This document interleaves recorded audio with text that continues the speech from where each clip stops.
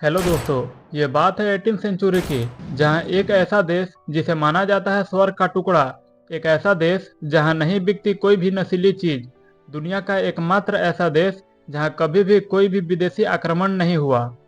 दोस्तों, हम बात कर रहे हैं भारत के पड़ोसी देश नेपाल की। नेपाल की राजधानी काठमांडू में एक गोरखा गांव में 11 जनवरी 1723 को राजा पृथ्वी नारायण शाह का जन्म होता है।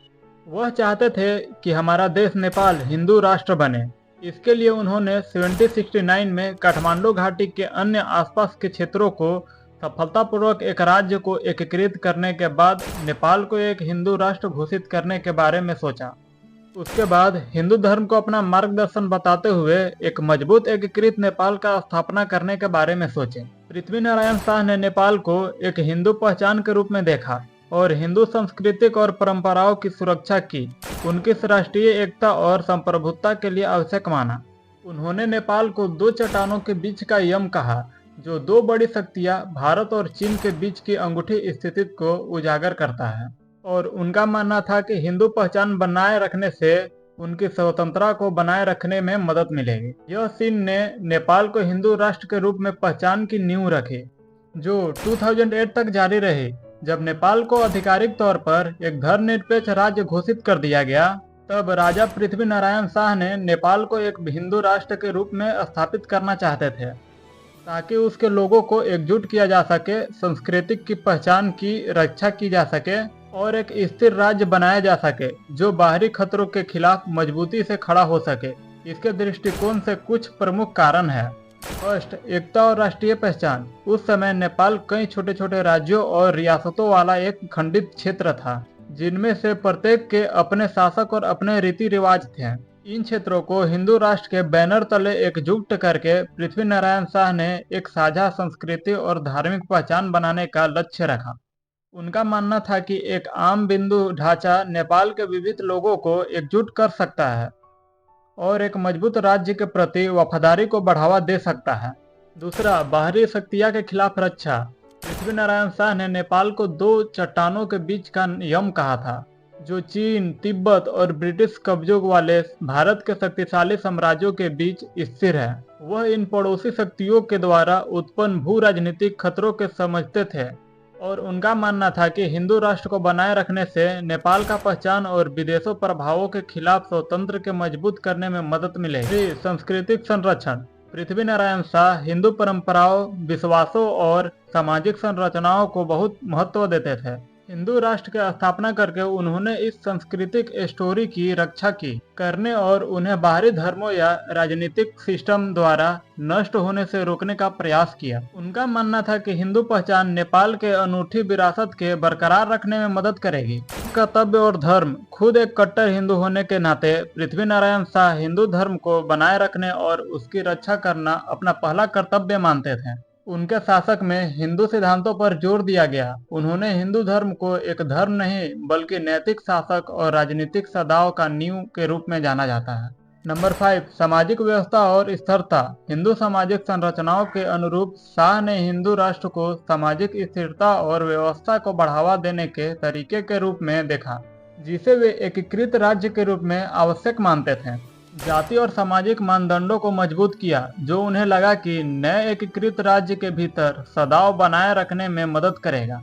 पृथ्वी नारायण शाह के हिंदू राष्ट्र के सपनों ने नेपाल के हिंदू राष्ट्र के रूप में पहचान की नींव रखी, जो 2008 तक कायम रही। एकीकृत हिंदू राज्य के उनके विचार का उद्देश्य एक मजबूत, एकजुट और लचीला नेपाल सुनिश्चित करना था, जो आंतरिक विभाजन और बाहरी दबाव दोनों का सामना कर सके। क्योंकि उन्होंने एक छोटे खंडित राज्यों को एक एकीकृत राज्य में एकीकृत करने के केंद्रित भूमिका निभाई थी। फिर राजा पृथ्वी नारायण शाह की मृत्यु 11 जनवरी 1775 नेपाल कैलेंडर के अनुसार 1831 के माघ महीने का 27वां दिन को देवी घाट नुवाकोट नेपाल में हुई थी। उनके मृत्यु के समय उसकी आयु 52 वर्ष की थी। नेपाल के सफल एकीकरण के बाद पृथ्वी नारायण शाह ने अपने अंतिम वर्ष नए एकीकरण राज्य के प्रबंधन करने में बिताए। हालांकि उनके स्वास्थ्य में गिरावट आने लगी और पता चला कि वह लंबे समय से बीमार थे, जिनके कारण अंततः उनकी मृत्यु हो गई। पृथ्वी नारायण शाह की मृत्यु ने उसके दूरदर्शी शासक का अंत कर दिया, लेकिन उनके विरासत उनके उत्तराधिकारी से जारी रही। नेपाल के लिए उनके योगदान और दृष्टि ने देश को एक ऐतिहासिक एक अस्थायी छाप छोड़ी है। नेपाल पारंपरिक रूप से एक हिंदू राज्य था। राजा पृथ्वीनारायण शाह के शासन के दौरान भी वास्तव में आधुनिक नेपाल के संस्थापक पृथ्वीनारायण शाह ने नेपाल के हिंदू स्थान और 4 जातियों और 36 उपजातियों का बगीचा के रूप में वर्णित किया, जो राष्ट्र के लिए उनकी कल्पना की गई हिंदू सामाजिक और सांस्कृतिक व्यवस्था का दर्शाता है। नेपाल के हिंदू राष्ट्र की दर्जा वापस दिलाने का मांग मुख्य रूप से सांस्कृतिक, ऐतिहासिक और राजनीतिक कारकों के साथ साथ पारंपरिक मुखियों को सुरक्षित करने की इच्छा से उपजी है। इस मांग के पीछे कुछ प्रमुख कारक है। सांस्कृतिक और धार्मिक पहचान। सदियों से नेपाल दुनिया का एकमात्र हिंदू राज्य था और कई लोग इस पहचान से एक गहरा जुड़ाव महसूस करते हैं। कुछ लोग धर्मनिरपेक्ष को लेकर नेपाल के सांस्कृतिक जड़ों से अलग मानते हैं और मानते हैं कि देश के परंपराएं, सांस्कृतिक और मूल्य स्वाभाविक रूप से हिंदू धर्म से जुड़े हुए हैं। राजशाही समर्थक राष्ट्रीय प्रजातंत्र पार्टी जैसे राजनीतिक समूह अक्सर नेपाल के लिए अपने व्यापक दृष्टिकोण के हिस्से के रूप में हिंदू राष्ट्र के विचार को बढ़ावा देते हैं। कुछ लोगों का तर्क है कि धर्मनिरपेक्ष के कारण विदेशी और सरकारी संगठनों और मिशनरियों के माध्यम से धार्मिक रूपांतरों में वृद्धि हुई है। विशेष रूप से ईसाई धर्म में इन्हें चिंता है कि इससे नेपाल का पारंपरिक हिंदू और बौद्ध विरासत कमजोर हो सकती है और वे हिंदू राष्ट्र की दर्जे की वापसी को स्थानीय धार्मिक परंपराओं की रक्षा के तरीके के रूप में देखते हैं। राष्ट्रीय एकता समर्थकों का तर्क है कि पारंपरिक एकीकरण कारक के रूप में हिंदू धर्म देश की जाति और भाषाई विविधता के बीच राष्ट्रीय एकता बनाए रखने में मदद कर सकता है। उनके लिए नेपाल को हिंदू राज्य के रूप में घोषित करना है उनके इतिहास के साथ मेल खाता हो और राष्ट्रीय एकता के लिए एक रैली बिंदु के रूप में कार्य करता हो। 2008 में नेपाल के धर्मनिरपेक्ष गणराज्य बनने के बाद कुछ नागरिकों को लगा कि धर्मनिरपेक्ष बिना उचित परामर्श के थोपी गई थी। यह परिवर्तन लोकतंत्र और संघवाद की ओर व्यापक बदलाव का हिस्सा था, लेकिन कुछ लोगों के लिए यह नेपाल की धार्मिक परंपराओं से अलगाव का प्रतिनिधित्व करता था। इस भावना ने हिंदू राष्ट्र के लिए समर्थन को बढ़ावा दिया। इस मांग के बावजूद आजादी का एक बड़ा हिस्सा धर्मनिरपेक्ष का समर्थन करता है।